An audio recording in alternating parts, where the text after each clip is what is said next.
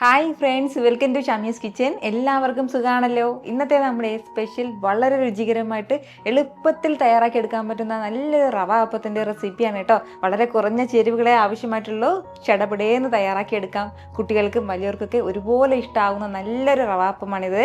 അപ്പോൾ ഈ വീഡിയോ ഇഷ്ടമായാൽ ഇതൊന്ന് ലൈക്ക് ചെയ്യാനും കൂടെ തന്നെ സബ്സ്ക്രൈബ് ചെയ്യാനും ആ തൊട്ടടുത്ത് കാണുന്ന ബെല്ലൈക്കൻ്റെ ഓള് മറക്കാതെ കൂടെ ഒന്ന് പ്രസ് ചെയ്തേക്കണേ. എന്നാൽ ശരി, ഇതെങ്ങനെയാണ് തയ്യാറാക്കുന്നത് വേഗം ഒന്ന് കണ്ടു നോക്കാം. നമ്മുടെ ഈ റവ അപ്പം തയ്യാറാക്കി എടുക്കാനായിട്ട് ആദ്യം നമുക്ക് വേണ്ടത് റവയാണ്. 1 കപ്പ് അളവിൽ റവ എടുത്തിട്ടുണ്ട്. വറുത്ത റവയോ വറുക്കാത്ത റവയോ ഏത് വേണമെങ്കിലും എടുക്കാവുന്നതാണ്. അതൊന്ന് മിക്സിയുടെ ജാറിലേക്ക് ചേർക്കാം.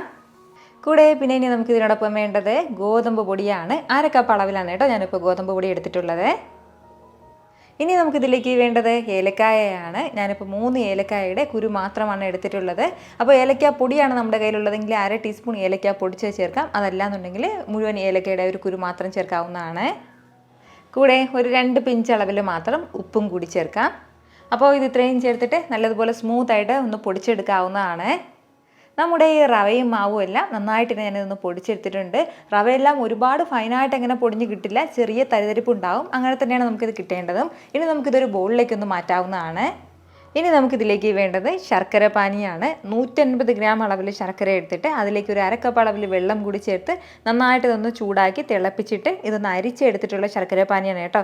നല്ല ചൂടുണ്ടാകാൻ പാടില്ല ശർക്കര പാനിക്ക്. ഇളം ചൂട് കുഴപ്പമില്ല, പക്ഷേ ഒരുപാട് ചൂടുണ്ടാകാൻ പാടില്ല. നമ്മൾ ഡയറക്റ്റ് മാവിലേക്ക് ചേർക്കുന്നതാണ്. അങ്ങനെ തിളപ്പിച്ചെടുത്ത 150 ഗ്രാം അളവിലെ ശർക്കരയാണിത്. അത് ചേർക്കാവുന്നതാണ്. കൂടുതൽ മധുരം ചേർക്കേണ്ട ആവശ്യമില്ല. ഇതിൽ നിന്നും കുറച്ച് മധുരം മതിയെങ്കിൽ 100 ഗ്രാം അളവിൽ ശർക്കരയിൽ നമുക്ക് 1/2 കപ്പ് വെള്ളം ചേർത്തിട്ട് ഒന്ന് അലിച്ചെടുത്തിട്ട് ഇതിലേക്ക് ചേർക്കാവുന്നതാണ്.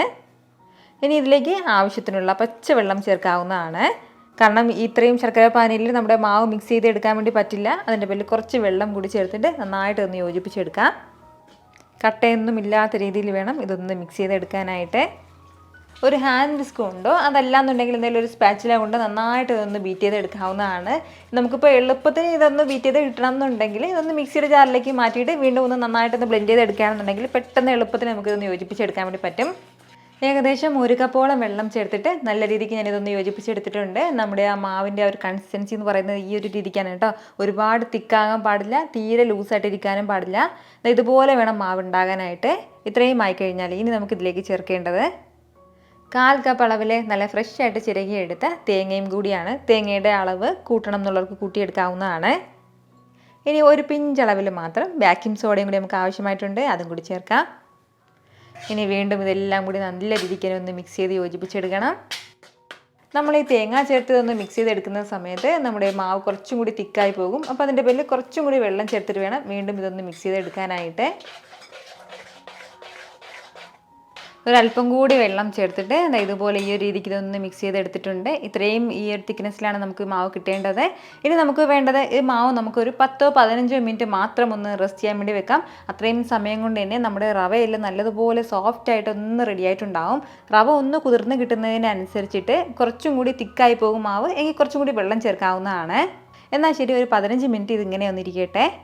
നമ്മുടെ റവ അപ്പം ഒന്ന് പൊരിച്ചെടുക്കാനായിട്ട് ഞാനിപ്പോൾ ഒരു ഉണ്ണിയപ്പച്ചട്ടി ഒന്ന് വെച്ചിട്ടുണ്ട്. ഇതിലേക്ക് നമുക്ക് ഒരല്പം നെയ്യ് ചേർക്കാം. നെയ്യ് അല്ലാന്നുണ്ടെങ്കിൽ പിന്നെ നമുക്ക് വെളിച്ചെണ്ണയിൽ വേണം കേട്ടോ ഇതൊന്ന് പൊരിച്ചെടുക്കാനായിട്ട്. സൺഫ്ലവർ ഓയിൽ ഉപയോഗിക്കരുത്, അതിൻ്റെ ടേസ്റ്റ് അത്രയ്ക്ക് അങ്ങ് കിട്ടത്തില്ല. എപ്പോഴും നെയ്യ് തയ്യാറാക്കുമ്പോൾ കുറച്ച് രുചി കൂടുതലായിരിക്കും. അതല്ലാന്നുണ്ടെങ്കിൽ വെളിച്ചെണ്ണയിലും തയ്യാറാക്കാവുന്നതാണ്. പിന്നെ നമ്മൾ പ്രത്യേകം ശ്രദ്ധിക്കേണ്ടത് ഫ്ലെയിം എപ്പോഴും മീഡിയത്തിനും ലോക്കും ഇടയിൽ വേണം വെക്കാനായിട്ട്. ഫ്ലെയിം ഒരുപാട് കുറച്ചും വെക്കേണ്ട, ഒരുപാട് കൂട്ടിയും വെക്കേണ്ട. കാരണം നമ്മുടെ മാവ് നന്നായിട്ടൊന്ന് വെന്ത് കിട്ടേണ്ടതായിട്ടുണ്ട്. അതിൻ്റെ പേരിൽ തന്നെ നമ്മൾ എടുക്കുന്ന ഇപ്പോൾ ഉണ്ണിയപ്പച്ചട്ടി ഇച്ചിരി വലിയ കുഴിയുള്ളതാണെന്നുണ്ടെങ്കിൽ അത് നിറയെ ഒഴിക്കാൻ വേണ്ടി നിൽക്കേണ്ട. കുറച്ച് മാത്രം മാവ് ഒഴിച്ചിട്ട് നമുക്ക് തിരിച്ച് മറിച്ചിട്ടൊന്ന് വേവിച്ചെടുക്കാവുന്നതാണ്. ഒരുപാട് മാവ് ഒഴിക്കുകയാണെന്നുണ്ടെങ്കിൽ അകം വേകാതെ കിട്ടും. അതിൻ്റെ പേരിലാണ് ഈ കുറഞ്ഞ ഫ്ലെയിമിൽ ഒരു സൈഡൊന്ന് നന്നായിട്ടൊന്ന് വെന്ത് കഴിഞ്ഞാൽ പിന്നെ നമുക്കൊന്ന് തിരിച്ചിട്ട് കൊടുക്കാവുന്നതാണ്. വളരെ എളുപ്പത്തിൽ ചടപടേന്ന് തയ്യാറാക്കി എടുക്കാൻ പറ്റുന്നതാണ് കേട്ടോ നമ്മുടെ ഈ റവ അപ്പം. ഉൾഭാഗമൊക്കെ വളരെ സോഫ്റ്റ് ആയിട്ടാണ് നമുക്കിത് കിട്ടുന്നത്. കുട്ടികൾക്കും വലിയവർക്കൊക്കെ ഒരുപോലെ ഇഷ്ടാവുന്ന ഒന്നായിരിക്കും കേട്ടോ ഇത്. വൈകുന്നേരം സ്നാക്സ് പെട്ടെന്ന് എന്തെങ്കിലും കഴിക്കണം തോന്നുമ്പോഴത്തേക്കും പുറത്തുനിന്നൊന്നും വാങ്ങണ്ട, വീട്ടിലുള്ള ചേരുവകൾ വെച്ച് തന്നെ നമുക്ക് എളുപ്പത്തിൽ ഇതുപോലെ റവ അപ്പം തയ്യാറാക്കാവുന്നതേ ഉള്ളൂ. വളരെ രുചികരമായിട്ട് തയ്യാറാക്കി എടുക്കാൻ പറ്റുന്ന നല്ലൊരു റവ അപ്പമാണ്. അപ്പോൾ ഈ ഒരു രീതിക്ക് തന്നെ നമുക്ക് ബാക്കിയുള്ളതും പെട്ടെന്നൊന്ന് ചെയ്തെടുക്കാവുന്നതാണ്. 2 സൈഡ് നന്നായിട്ട് തന്നെ ഒന്ന് മുരിഞ്ഞു കഴിഞ്ഞാൽ പിന്നെ നമുക്കിത് എടുക്കാവുന്നതാണ്. അപ്പോൾ നമ്മൾ എടുത്തിട്ടുണ്ടായിരുന്ന ആ ഒരു മാവിൽ നിന്നും ഇത്രയും റവ അപ്പമാണ് കേട്ടോ നമുക്ക് കിട്ടിയിട്ടുള്ളത്. വളരെ രുചികരമായിട്ട് തയ്യാറാക്കി എടുക്കാൻ പറ്റുന്ന നല്ലൊരു റവ അപ്പമാണ്. ഒരു തവണയെങ്കിലും ഉറപ്പായിട്ട് നിങ്ങൾ ഇതുപോലെ ഒന്ന് ട്രൈ ചെയ്ത് നോക്കണം. എന്നിട്ട് നിങ്ങളുടെ ഫീഡ്ബാക്ക് എനിക്കൊന്ന് മറക്കാതെ അറിയിക്കുകയും വേണം കേട്ടോ. കാരണം നിങ്ങളുടെ ഫീഡ്ബാക്ക് കാണുമ്പോഴായിരിക്കും അത് മറ്റുള്ളവർക്കും തയ്യാറാക്കി നോക്കണം എന്നുള്ളൊരു പ്രചോദനം ഉണ്ടാകുന്നത്. ഇത്ര എളുപ്പത്തിലും രുചികരമായിട്ടാണല്ലേ നമ്മൾ തയ്യാറാക്കി എടുത്തിട്ടുള്ളത്. അപ്പോൾ ഇത് ഇഷ്ടമായാൽ ഇതൊന്ന് ലൈക്ക് ചെയ്യാനും കൂടെ തന്നെ നിങ്ങളുടെ ഫ്രണ്ട്സിനും ഫാമിലിക്കും എല്ലാവർക്കും ഇതൊന്ന് ഷെയർ കൂടി ചെയ്ത് കൊടുത്തേക്കണം. ഇതുപോലുള്ള റെസിപ്പിക്ക് വേണ്ടിയിട്ട് നമ്മുടെ ഷാമീസ് കിച്ചൻ ചാനൽ ഫോളോ ചെയ്യാനും സബ്സ്ക്രൈബ് ചെയ്യാനൊന്നും ആരും മറക്കരുത്. വീണ്ടും നല്ലൊരു ഷാർ വീഡിയോ ആയിട്ട് നാളെ കാണാം. അതുവരേക്കും എല്ലാവരും ഹാപ്പി ആയിട്ടിരിക്കുക, സന്തോഷമായിട്ടിരിക്കുക, എല്ലാവരും സേഫ് ആയിട്ടിരിക്കണം. Take care friends. ടാറ്റാ.